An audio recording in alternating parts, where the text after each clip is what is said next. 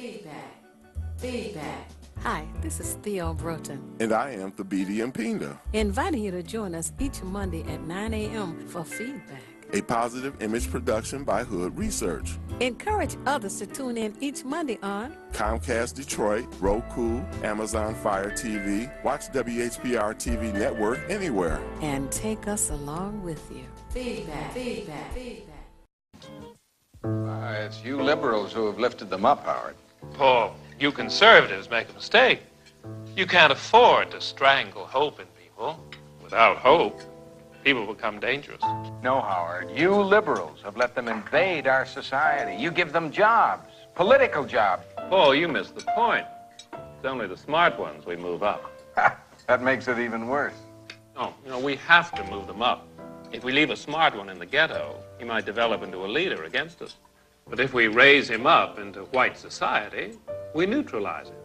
He feels compelled to try to act like us. He loses his identity and his racial anger, if he has any. He becomes alien to his brothers.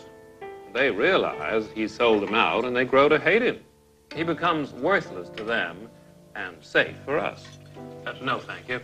In fact, in his love for the creature comforts, except for his color, he's become one of us.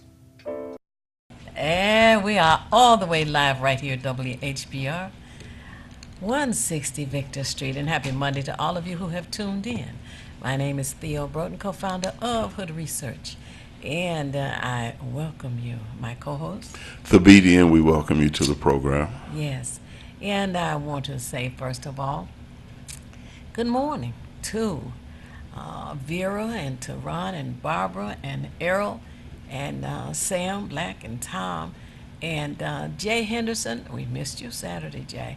And to all the folks that tuned in and came in, and Nancy and Gloria was there on Saturday as well. And let's see who, Helen was there. We had, I don't know, somewhere around 50 people or so, and made for a very good meeting. Even Tyrone showed up. There were 2 Tyrones there this Saturday, too. So anyway, who do you want to say good morning to if I forget somebody? Brother Smith Bay, Brother Shane, Brother Fred. Also, one of our newer viewers, Sister Frida Washington. She's since she found us, she ain't gonna let us go. She all right, I like the sound of that. Sister Sheila, Jackie over in Northwest Detroit, along with Ruth Ann, and again, have your friends, family, neighbors tune in and have pencil and paper handy for valuable information you may want to record. Yeah. And Don and Matthew were there, and this lady came up and she said she really, really enjoyed the meeting. And she says, the next one, and I'm bringing my $20 too, because I'm going to join Hood Research. I said, thank you so much. It was so really sweet. And for those of you who are supporting this program, we thank you so much. And for those of you who are considering it, we ask that you make your check or money order out to Hood Research. Now, if you prefer, you can make it out to WHBR Broadcasting Company. We have no objection to that. But we would like you to mail it to us so that we can make sure it gets credited for this show particularly. And the address is Hood Research, P.O. Box 4416, Detroit, Michigan 48204. Again, that's to Hood Research, P.O. Box 4416, Detroit, Michigan 48204. And we have hoodresearch.org, and we got the Facebook and Twitter and Think Tank and the Thinkers Report. And I mean, there's all kinds of things on the internet, so you can also navigate through the internet and find Hood Research as well. But we're so glad that you tuned in with us this morning. And I have another co-host with me this morning on the Feedback Show, which is sometimes called the Bill Davis Show. Bill Davis, thank you for joining us this morning. Good morning, everyone. We're glad that you had time to come and share a lot of the information that is taking place in this community. We know that you are the president of the Detroit National Action Network, chapter. Is that how I call it, a chapter? Right? Yes. And also president of the retired Detroit Citizens. Right. Detroit Active Retired Employee Association. Yes. That's a mouthful. And you happen to be meeting today at 11 a.m., is that correct? Yes, right. So we want to get that out. 12511 Woodward Avenue in Highland Park. 12511 Woodward Avenue in Highland Park. I think it's around Glendale. Yes, it is. And, Nandy's Knowledge Cafe. Nandy's Knowledge Cafe. So as you listen to the show and prepare to call in, you can also look at the closet and figure out what you're going to put in so you can go put on, so you can go to the meeting at 11 o'clock this morning. 12511 Woodward Avenue, 11 a.m., right? Yes. Okay. City retirees strategizing and sharing the variety of information that is And needed. some active, too. Oh, okay. Good. And you know, it was, kind of unfortunate, I guess I could say, this weekend because the Marines landed. The Marines were here from the 6th through the 10th. Actually, they were here Sunday as well. And there was an unveiling of a mural on the front of the Montford Point Marines on Joy Road. And beautiful painting that has been completed there at their headquarters. And I say unfortunate because of the hurricane, 4 hurricanes actually, that swept up off the Atlantic Ocean, and then a hurricane that went into Mexico, and they had a 8.1 earthquake prior to the hurricane. Most people really didn't hear much about that, just like you didn't hear much about the Marines landing in the city of Detroit. But we do say prayers for those who have been devastated by the hurricanes and the earthquakes and all of that. And Yes, sir. I'd just like to interject quickly. Of course, many of you know today is the day 2001 when the 2 airplanes crashed into the Twin Towers in New York. And Highland Park is having their first acknowledgement or celebration of that. It'll be at 10 o'clock after this show at Gerald and Woodward at the fire station. So all Highland Park residents and other people are invited to attend. Again, that's 10 o'clock at Gerald and Woodward at the fire station. Celebration and acknowledgement of the 9/11 tragedy back in 2001. Okay. Thank you for that. You know, there are so many just things that are generating so many victims, and hopefully it causes people to stop and think, even as they say a prayer for the victims. But what can you do today to make tomorrow better? Now, Bill Davis, Yes, $1 Million Baby. tell us some kind of the reports and information that have transpired over the past week or two. Well, I would be remiss if I didn't mention about that particular Marine detachment, which is one of the hidden jewels in the Barton McFarland Neighborhood Association, which Yes. is the only one of its kind in the whole city of Detroit. And you know, we encourage you to go by and visit. They have regular fish fries on Friday, and you know, we all should be about supporting our own and our communities. So true, so true. That's right. Every Friday, starting at 4 p.m., and the address of the Montford Point Marines 158 are located at 13721 Joy Road. Again, that's 13721 Joy Road, You are outstanding, 13721. young lady, remembering these numbers. And Well, stuff. Incredible. doesn't everybody? Not everybody? Not everybody. Not everybody can't do that. No, Oh, so, well, I'm sorry about that. But got me beat. it's just across Schaefer a bit on the south side of the street. And they raise money to take care of, their headquarters and all. And that's District 7, by the way, for those of you who keep up with that.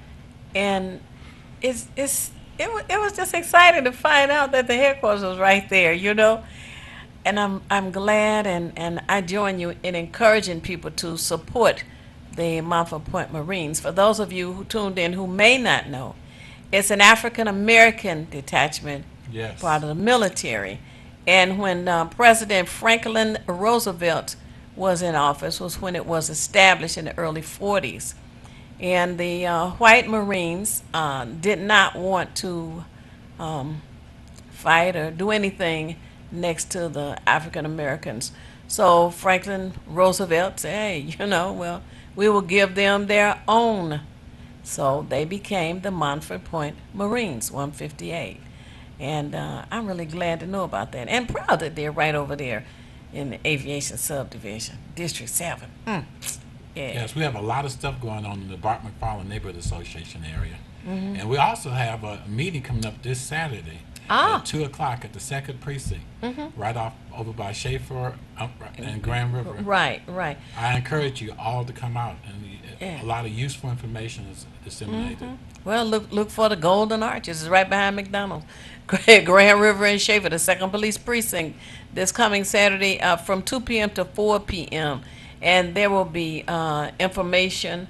Unfortunately, if you were looking for a way to cut your trash fee in half, which is on your tax bill, and for those of you who may be paying it through the banks or mortgage companies, it's still on your bill, so you can cut that in half. But the deadline for it is the 15th of this month. So. Are there any particular requirements for an individual to be able to take advantage of that? Yes, there is an income requirement. Someone has said that income of 40,000 or less, and you have to take identification, and you would have to show that the property is yours. I'm sure everybody knows where their tax statement is, or their deed, one or the other, and show that when they go. And the location is the first floor of the Coleman A. Young Municipal Center, right on the corner of Woodward and Jefferson. And you go into where you get searched, patted down, and all of that to the hallway, and make a left all the way at the end of the hallway, room 36. And you can fill out any other papers that they have for you. We did pass out the papers that we had at a meeting this past Saturday. And there are other opportunities. People have been paying taxes year after year after year, and it's about time that you receive some benefit from that. So at the Bart McFarland meeting this coming Saturday at 2 p.m. at the 2nd Police Precinct, there will be some additional information about things that are available to you free of charge or very reduced rate. That includes getting the internet attachment, or Wi-Fi as they call it. Yes, there's a lot of useful information. We encourage everyone to come out. Right. Oh, we got a caller. Okay. Hello, caller. You're on the air. Would you share your name and how you're viewing us, please? Yes. This is Larry from Detroit, Michigan. I'm looking at you through Comcast. Y'all look so beautiful today. And the reason why I'm calling is you mentioned something about Mandy's, and I didn't quite catch the end of it, Oh, right. I'm trying to listen to the TV on the phone at the same time. It's not coming in right. Oh, I got you. Okay. This coming morning at 11 a.m., okay, the city retirees are going to be meeting at Nandy's Knowledge Cafe. The cafe is located on Woodward Avenue. The address of Nandy's Knowledge Cafe is 12011 Woodward Avenue. That's 12511 Woodward Avenue. Okay, what's the topic? What? It's the time. What are they going to do? The time? You said the time? Is that what you said? Topic. What are they going to be topic? talking about it now? Oh, Yes, ma'am. how to get your retirement dollars back. And your Oh, Well, what was we're that talking other about thing? our ongoing efforts to try to reclaim as much as we can that was taken from us, and we also talk about a number of other topics. But principally, we was robbed. We're still being robbed. Right. As a city retiree, we got our pension cut, our health care stolen, our cost of living, and like I say, there was also stuff taken from the active employees. So we are still concerned and we're still fighting it. So you want any active employees that might be off today to come too? Absolutely. Okay. Oh, okay, so even though the Supreme Court rejected that case, we can still get something done. The can still get Supreme something Court done. chose not to hear our case, but we're still fighting and we're still making progress in other areas. Okay, I'm going to be a part of it. I'll listen off Wonderful. the air for the rest of it. Thank y'all so much. Wonderful. You're welcome. That's it. And I'm glad he asked us to repeat it because, we'll repeat it again before we go off. Don't let's forget that. I'm sorry. That's it. Oh, okay. Calls, yep. Right. Okay. So, anyway, that's this morning at 11 a.m. Okay. Also, tomorrow, the National Action Network is having an action downtown in relationship to with Kid Rock. There are many of us in the city of Detroit and throughout southeastern Michigan that are upset and appalled by the fact that Kid Rock, not only is he the opening act, not only is that, he also has a new restaurant in the Red Arena Arena. And don't get me wrong, the Illiches, they have a right to pick who they want to be part of their act. They have a right to pick. Normally, they have a right to pick what restaurants and everything in there. We have a problem with the fact that was our public dollars, monies that's being diverted. They could be going to, they should be going to the schools, Wayne County Community College, The the neighborhood. Detroit Library, the neighborhoods, retirees, our health care, a number of other things. And, I think we need to be concerned about the massive amount of corporate welfare in our city. Absolutely. You also may want to know that the mayor of the city of Detroit, his name is Mike Duggan, said when asked by the media what he thinks about the people who want to protest, he said that if they don't like it, they shouldn't go. I thought that was very telling of his attitude about the black folk who are the majority in the city of Detroit. And also, he's not said anything, didn't say anything about the 15-year-old who was killed by the state trooper? Have you heard anything that he said? Not myself, no. I understand that ultimately there was a statement released by the mayor. On that day? Oh, Or no. 4 or 5 days Like later? 4 or 5 days later. Uh-huh. Okay. Well, that shows that, to me, that he doesn't give a rat's assets about the black folk in Detroit. Anyway, go ahead. Hello, caller. You're on the air. Would you share your name and how you're viewing us, please? Good morning. This is Sly Soul, Sly Gold. Hey, Comcast Sly. TV1. Happy Monday. When I see, happy Monday.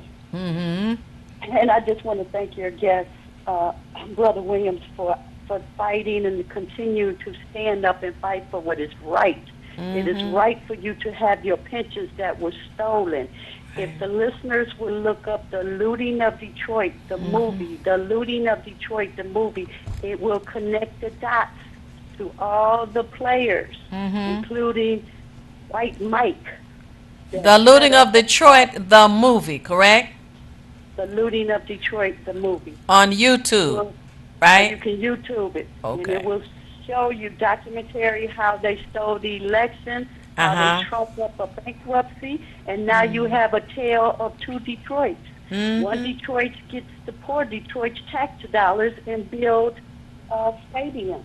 The other Detroits get the prime land and don't have to pay taxes. And the list goes on where you have tales of two Detroit, where one Detroit sucks the life out of the Detroiters that's already been here. And so it's time to wake up and fight the real fight. This That's is a right. moral issue. This is It unfair and it's unjust. And until people wake up and stop allowing the enemy to dictate to thee, you can be free. Thank you for Yeah. taking my call. Thank you for calling. Okay. Tale of two cities. And the gap is growing, and there are more poor people today, I know personally, than there was just 4 years ago. Yeah. Yeah, there was something recent, and I'm not sure. I believe they dealt with a span of maybe 10 to 20 years, and they were saying how, as you just indicated, Bill, how whatever level we were at then, we've diminished as though there has been some progress, but progress for who? And that's the issue, and that's the biggest problem we have. Right. And Sly Soul says something I thought was interesting too. She says, when the people will wake up, you know, it makes me think I'm a product, let's say basically out of the 60s, 70s, and 80s, and we've been talking about waking up for a long time. You know, I guess if a person's comatose, you really can't wake them up. But if we look at some of the movements of our past, we never had large percentages of people who were the vanguard of that movement. It was just a small collective, but who were strong enough to withstand whatever the oppression and repression was to be able to make it. So we don't need that large 100%. We'll never get that even within other communities. It's not like that, but we have to have, like National Action Network, a strong enough core for us to work from. And then from there, I think that we advance. But that's the biggest problem we have. People's apathy, dissatisfaction, and just the feeling that my vote doesn't count. And I guess with the Public Act that brought in an emergency manager, that was like the dagger that really killed everything, because people really felt after that, what can we do?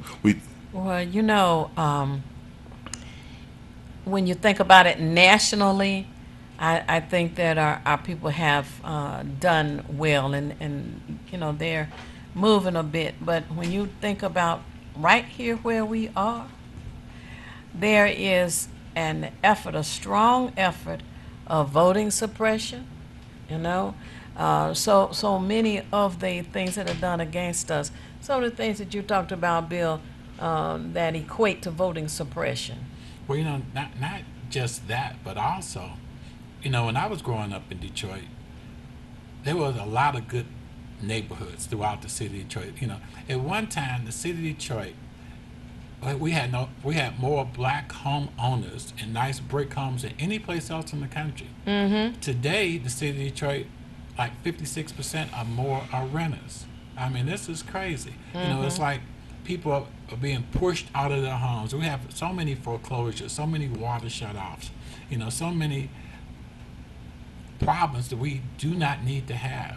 You know, like I'm appalled the fact that, you know, there was funds set up by the Obama administration for the hardest hit funds that should have went towards keeping people in their homes. Don't get me wrong, there are a number of structures that needed to be torn down, but our focus should have been keeping people in their homes first and tearing down the structures that needed to be torn down second.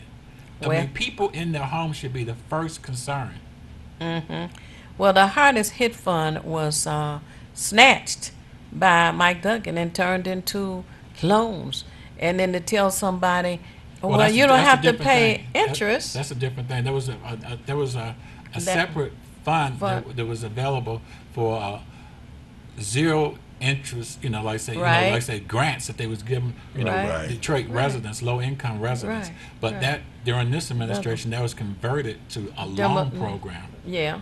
You know, so you know, instead of you helping, like say the lady down the street, that you know the elderly lady that has a low income, you know, getting a new roof and new this and new that. You know, now they have to get a loan and qualify for a loan, and there's you know, a whole bunch of hoops you have to jump through to qualify, which makes it that much more easy for you to end up losing your property. That's right. Interest or no interest, you got to pay it back, and that's still money out of your pocket. And then part of the money was turned into demolition dollars, which the FBI is investigating out here now. Those are funds that should have been going towards, you know, keeping people in their homes, paying taxes, and paying, you know, like say if the city and the county was using those hardest hit funds to pay people's back taxes, to pay people's water bill, that would be a win-win, because the city and the county, they would be getting those monies right back, and those dollars would be able to turn over. You know, that would be a more beneficial use. You know, those, you know, like say, it helps any community for your dollars to turn over. But you know, it's almost as if there's a conspiracy where you want these contractors, and most of them do not live or work or have their business headquarters inside the city of Detroit. You know, getting massive amount of money. I mean, massive amount of money. Right. Kickbacks, they call it. And I'll tell you, ever since John Engler, after we take this call, don't let me forget. Hello, caller. You're on the air. Would you share your name and how you're viewing us, please? I'm viewing you on Comcast. Last Wednesday, Rochelle Rowley had interviewed Shirley Lassie on the radio, on another radio station, and I missed that interview. And I'm not going to say the name of the radio station, but anyway, when we were going through the bankruptcy, she was the president of that over the retirees, and she sold this out because she endorsed that grand bargain. She didn't even bring it back to the body to vote on it. So I'm just calling to see if anybody actually heard that interview. Because I think maybe we should get rid of her because she endorsed that thing instead of letting the people that she represented. The so-called grand bargain was a grand theft. They came here and they ripped and raped the city of Detroit, taking our assets. Right. Okay. Well, anyway, I didn't hear who it was that was being interviewed that did the vote, but there was a lot of raping of the city of Detroit taking place. It continues. But it seems to me that the hatred, and I have to say it, the hatred of African Americans just came out of the closet. It didn't just come out of the closet when, do I dare say his name, Donald Trump, Lord have mercy, became president. It got to be real blatant when John Engler, while he was the governor.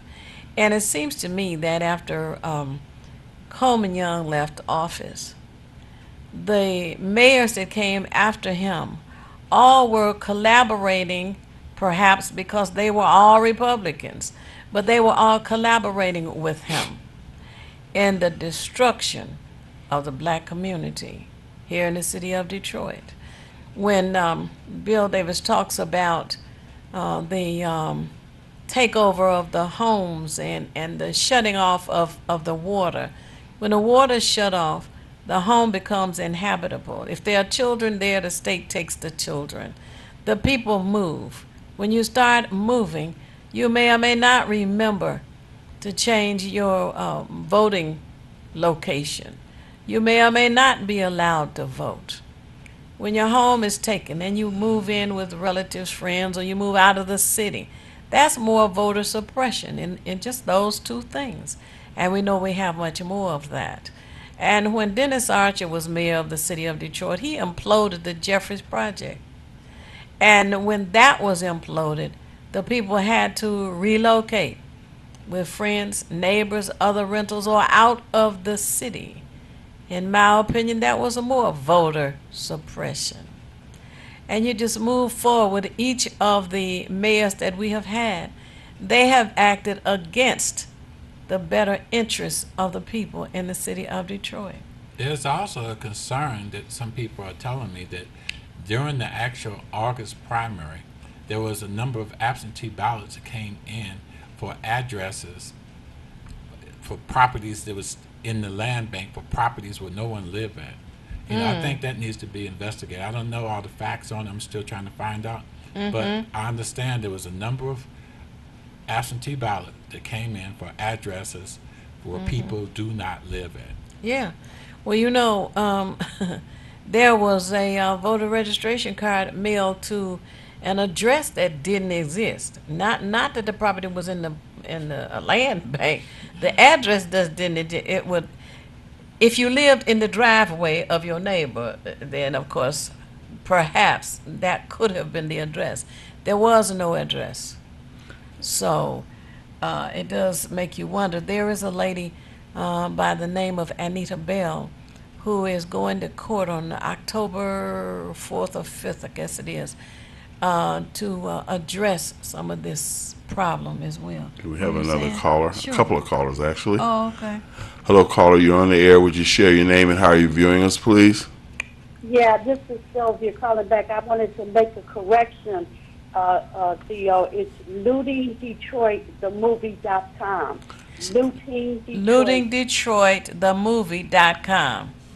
Yes, and it tells you how the greedy pigs that's running the city now use all kinds of tricks, and that it says in this film series, the right-wing greed circus came into town, looted the city using predatory housing loans, emergency management, and bankruptcy. Okay, And so it's, wait running now. the team right now. Okay, so it's not the looting of Detroit. It's just lootingdetroit.com. Is that right? LootingDetroitTheMovie.com. Okay, lootingdetroitthemovie.com. And Okay. they're talking about how these greedy pigs are running Detroit and using all kinds of tricks. And definitely, you know, Oh, and the okay. racist media that's in on it and will not let the Detroit's finest and brightest tell the truth about what's going on. They constantly trying to silence them, jail them, and make them invisible. Oh, and okay. attack them in the mainstream Wow. media. Thank you for taking my call. Oh, you're welcome, huh? I want to talk about the city airport that's now Coleman Municipal Airport, International Airport. Okay, next caller. Hello, caller. You're on the air. Would you share your name and how you're viewing us, please? Yes, this is Tyrone. I'm over the internet. Tyrone Travis. Thank you for attending the Hood Research meeting on Saturday. I was quite surprised that you came out to join us. Oh, yeah. I enjoyed it. Oh, good. Yeah, you know, I agree with everything all of you all are saying about the what they're doing, collaboration since Coleman Young left, and also the successive city council did also operate in the same way. But let me say this. I hear a lot when we talk about fighting, how we're going to fight. We have never really thoroughly examined it. And when I looked at history, it seemed that at certain periods of time, there are certain forms of struggle that goes before other struggles. Like in Alabama, when they found they was under the autocratic type of government, the major way of fighting was demonstration and hurting business, or boycotting and hurting business, and it wasn't concentrated in the courts. And the ones like, you know, NAACP and then was in the court, they did that wasn't the thing that made the government move. What made the government move was when they blocked business, production, and commerce. And they had 800 cities. They had in 1963 in 800 cities demonstrations. And the demonstrations was not like we have a demonstration for an hour. They stayed out 38 days. Every day they went out in the street 38 days and blocked everything. And that's what made them compromise with the marches in Birmingham. And that was going on in 800 cities in 1963. That's what forced them to have the 64 bill. So we got to talk about which is primary now. Like we are living under autocratic type of government. Do we endorse second-class citizenship by running for office, number one, and voting, or do we hit the streets like they hit them in Selma to Montgomery and block everything? It seems to me we should not endorse second-class citizenship where we are voting for people who have no power at all. Well, thank you for the question. I think we need to do it all, and multitasking is important. Now we talk about business. You know, many people around here are not interested, nor do they attend hockey games. But the person who owns the arena and the team owns a pizza parlor. Matter of fact, branches all over the place. As a matter of fact, if you don't buy, what is it called? What's the name of the pizza place? Domino's? No. Little Caesar. No, Little Caesar. Oh, Home I of the apologize. Ready. I apologize. $5 cardboard. Oh Lord, My have mercy. bad. Yeah, and if Little Caesars is the place, and you want to do what they call selective purchasing, don't select that one. And I tend to think that with the kind of money they rake in, with the number of locations, it probably is equal to the amount of money they make at the arena, because the games are not every day, and the arena is not open as long as the pizza parlor are open. Right, but they sell pizzas every day. That's right, every single day. So when you think about that, then you multitask. No, there won't be a lot of African Americans purchasing hockey, whatever it is, tickets, or attending the restaurant, etc. that's down there in the arena. But you can select another pizza place. Matter of fact, if you try other pizza places, you will probably discover that it tastes better. You know, running for office, and I must say at this time that Bill Davis, or William Davis, is a candidate for the police commission. And something interesting happened this past Saturday.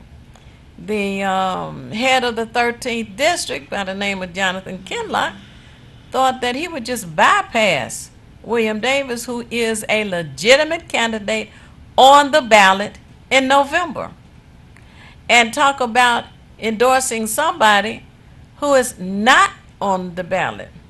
But he does some strange things like that, and was not aware that a legitimate candidate was actually in the meeting, and had to back up and say, we will interview him and all of that. Strange, strange, strange. You know, it would be good if we could have heads of our district who could just be honest for a change. But we have to support those that we vet and know would be good candidates, because the election process and the elected officials are going to continue being in our lives, in our neighborhoods, in our cities, our states, our countries.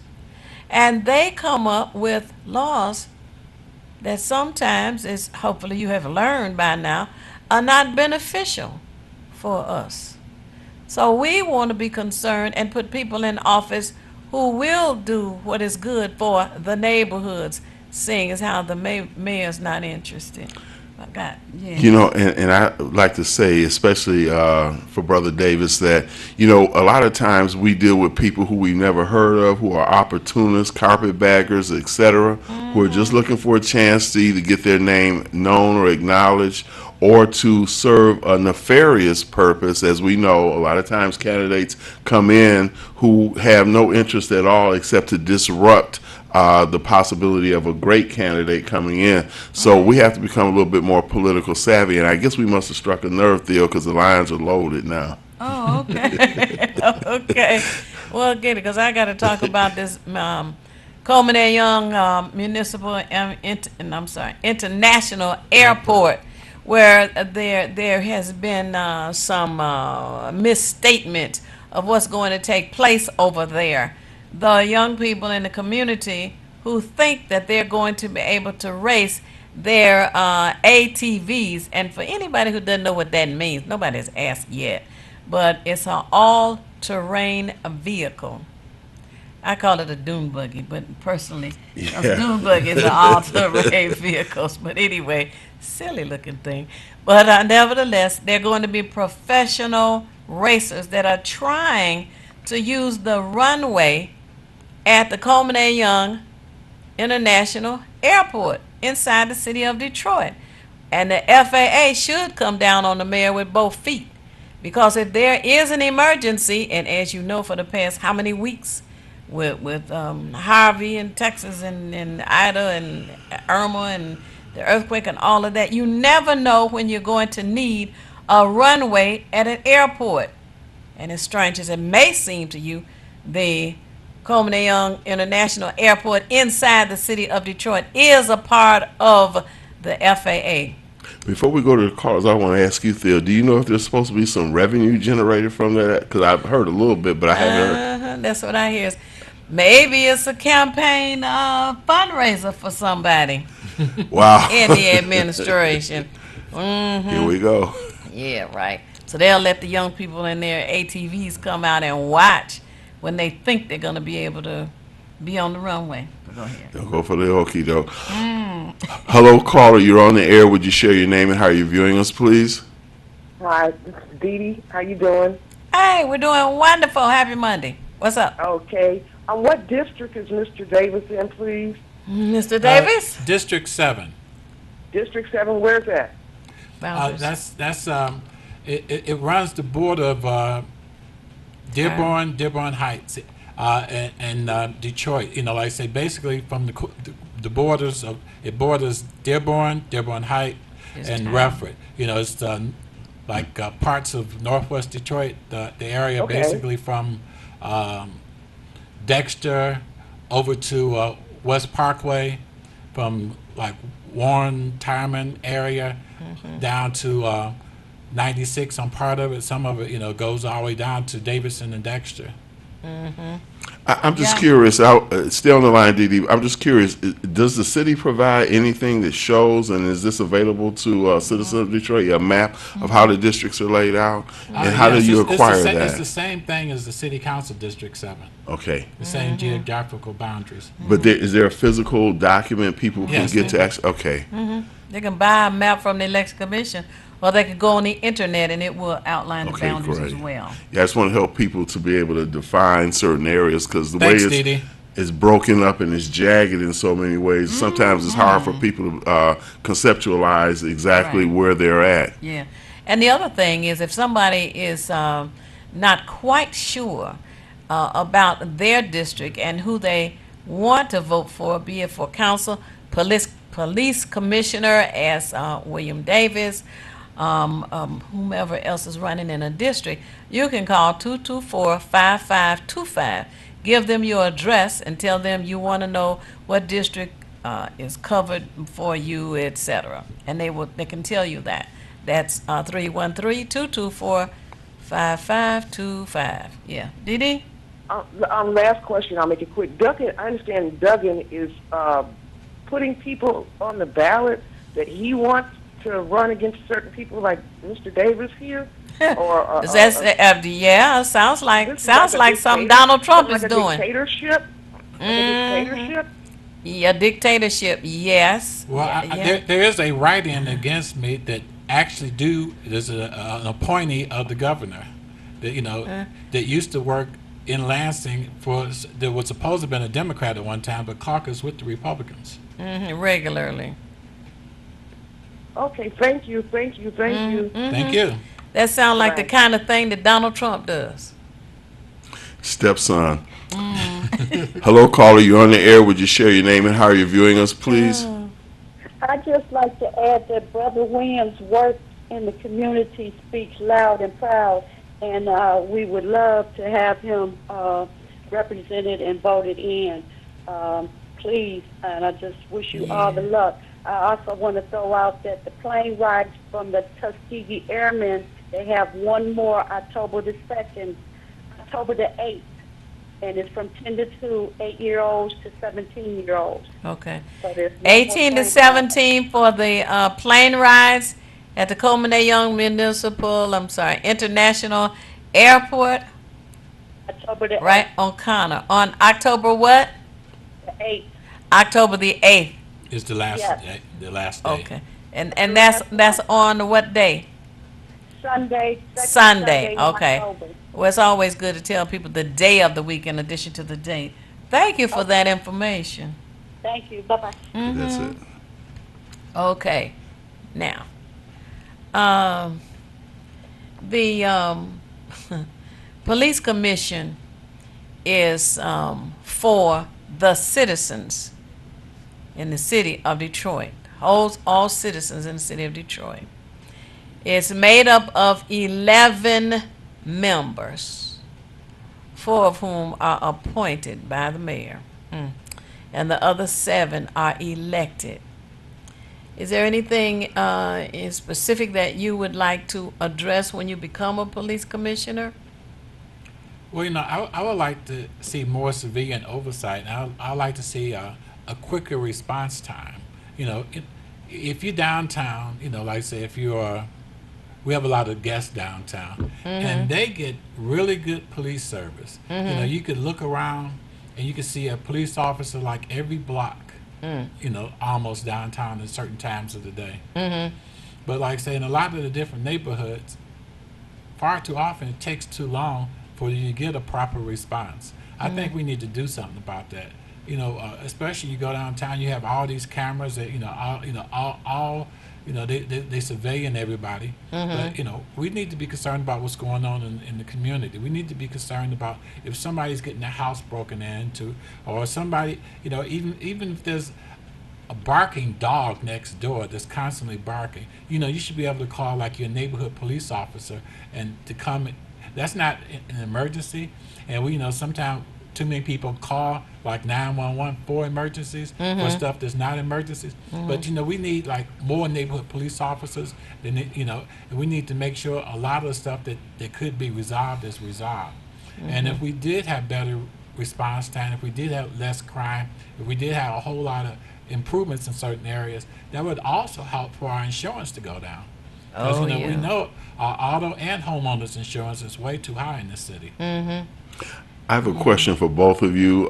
They used to have a number 311, I believe it was. Is that still in effect? And so, what was that purpose of that 311? Because I think it had to deal with the community more or less. But I just want somebody to help me with that because I haven't heard 311 in quite a while. Right, you're right about that. 311 was supposed to be an assistance number. That did not have to go to 911. People do need a lot of information. As a matter of fact, the research gets calls about a variety of issues. And that number, someone had told me the number wasn't working anymore. I think they stopped advertising it and doing that while Dave Bean was the mayor. Okay, interesting. Yeah, it is. And my follow-up to that, to both of you, is I remember when I was in my early college days that they had mini stations. I actually worked at a mini station. I was handing out like maybe bicycle licenses. It's just just the basic things, and there was an officer on duty. So do we still have those type of?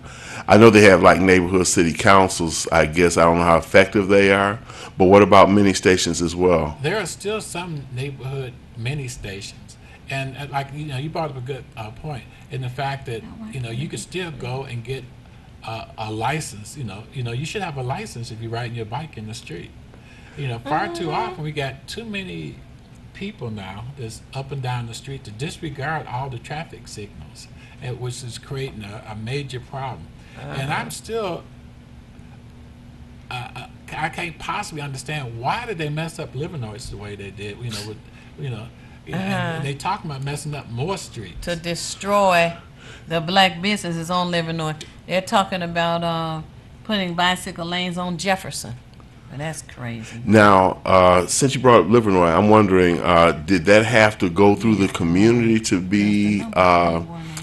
Did it have to go through the community, or was this just an arbitrary decision by the city to make that whatever they call it in the middle of the island? I guess. Well, I put it this way: if there was some community meetings about it, I never heard about it. Okay. And it should always be community involvement anytime they're going to disrupt the traffic flow. Right. But frequently, more and more so, not just this administration, but the previous administration, they don't involve the community in major decisions like they should. And I'm thinking because that's a business district as opposed to residential. I mean, it was a somewhat thriving business district as well, that none of the people who were business owners in that community were asked that. And it certainly, I'm sure, disrupted. I still go over to the Avenue Fashion quite often, but it's still disrupted because people don't like to be inconvenienced when they're going to spend their money, purchases. I know just like when they're doing constructions, you got a lot of orange barrels, even though they say this business is open for, even during construction, people will say, I'm not going to go through that extra thing of having to navigate around these things. So I'm just looking at that in the same context as the business district not being included into the discussion when it comes to those kind of things.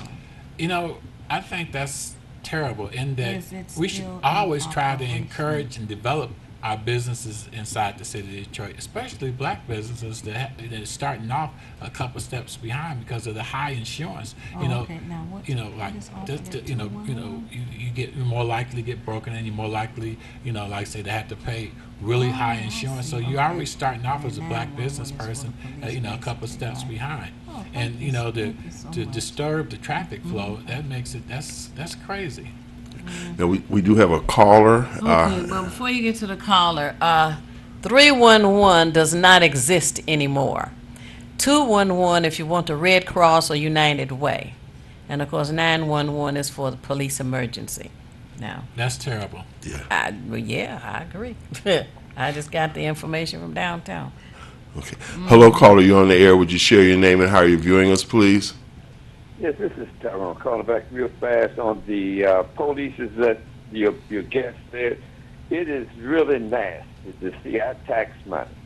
Really, what? On every block, them protecting those people who pay no taxes because they're on the Renaissance zone, they're in the Enterprise zone. You got all those zones down there. They don't pay no taxes, and our tax dollars is down there to the with the police still in the community. And I wonder, how do we do that? Do we tell the city council to cut that money off from them going down there, or what do we do? Because that's robbery. I'm going to hang up, but I just want to say that's our money standing on every corner. Right. That you pointed out the exact reason why we need to vet candidates and put people in who have integrity, such as William Davis, who's running for the police commission. Because when we vet our own candidates as opposed to allowing somebody else to put people in or appointees, etc., that's how you end up with issues such as that. Because when the appointees get in and help mayors do their thing, mayors get kickbacks. Hey, money in your back pocket. Or they say walking around money and all of that kind of stuff. Just a brief note, I seem to remember, and this happens in politics quite a bit, when Engler was no longer mayor, I believe he became the president of the National Manufacturers Association. Mm-hmm. And my point in making that is that if you look at the jobs after a political career, Lobbyists. Yes, they end up, they still get on somebody's payroll, somebody's board of directors or something like that. And I think that's critical when we look at, particularly when we mention appointees, they're there to serve a purpose, just like Kevin with a Y, or they're there to serve a purpose and not the purpose of the general population. Or the judge. Yes. When Judge Rose finished, Right. he became a member of the law firm. How could that not be a conflict of interest? Hey. For the governor to appoint him to be an emergency manager after, the Detroit bankruptcy. I mean, why is that man not in jail? I bet if he was a black judge and did the same thing, he'd be in jail. Yep. Serving 28 years. Huh? He went from approving stuff that was highly questionable, that ultimately benefited him. Mm-hmm. And now that he's with the law firm, he's messing around with the folks in Puerto Rico. Right. Yeah. Yeah, we have to, somebody, I've got a lot of conscious brothers and sisters who post on my Facebook, and usually that's the only kind of company I want to run with anyway. I don't want to run with somebody who's into, let's go to the cabaret or something this weekend, because that's not socially beneficial. But one of the things that I made a comment on, and those of you who are viewing feedback, we look for conscious people, but there's so many who are unconscious, and we're still working with that. And the distractions that they have thrown, particularly at the generations below us or that are following us, the distractions are so many that they just can't seem. I mean, the Snapchat, Instagram, Facebook, et cetera, et cetera. So they're getting, in this case, truly fake news, like what's coming out of D.C., fake news. And so they don't see any allegiance or loyalty or necessity to be involved or engaged in political activities. And I'll just say this last thing. It's one thing, Theo said a lot of things that stuck with me, but one of the things that always stuck with me when I'm trying to encourage people to vote is that whether you vote or not, a politician will make a decision on your life. So for you to be abstinent or not engaged does not mean that when the mayor or the legislatures or whoever make decisions that you're not going to be affected by it. It's a little late to cry then. No Kleenex for you at that point. You know, it's time to do it ahead of time. I know that's right. But voting is essential. Voting is the first thing we should be teaching our kids, and the last thing we should be doing before we die. We need to vote. We need to vote. Like I've been voting for over 40 years. I've never missed an election, a primary, or what have you. As my sons was, getting old enough to go vote, I made sure they voted. We all should make sure that everybody in our family is voting. We should all, and not only that, we should take more responsibility. Right. We should, meet our neighbors. Let our neighbors know who we are. We have to build up the city of Detroit block by block.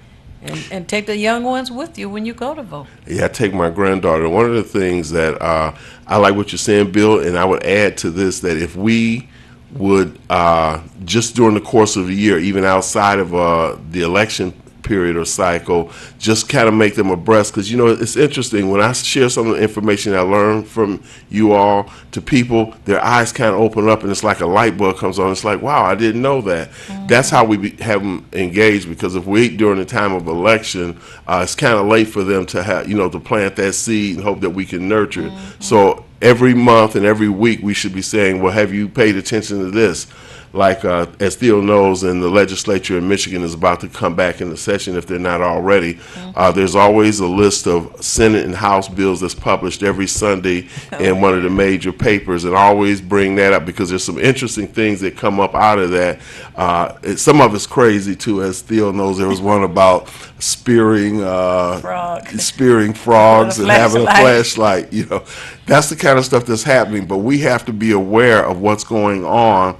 And I think that if we engage people on a regular basis and say, well, yeah, they're pondering this or that, so at least the people can be engaged and know that, well, I could be affected by this, as opposed to a couple of months before an election period where people it's like you're cramming for an exam at that point, and at that point it may be a little frustrating. Anybody who goes to school and crams for exams say, man, look, this is overwhelming. Right, so I like that. Like Detroit NAN, the National Action Network, we have somebody to help register people to vote year-round, every year.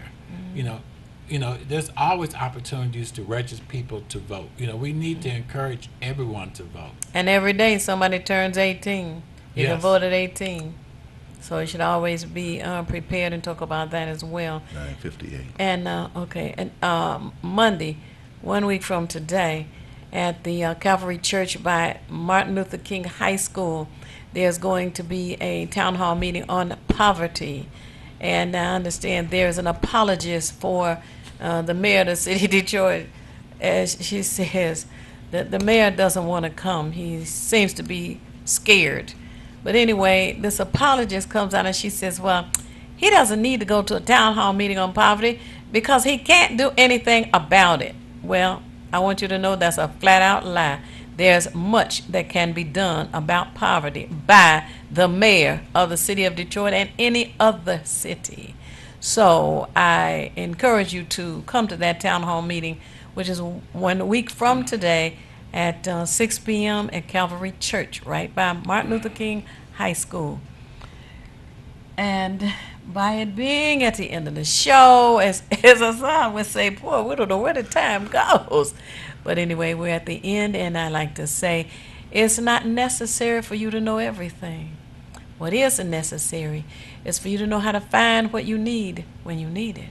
We encourage you to join Hood Research as we seek out as much information as we can to help us all make better informed decisions. Abidi?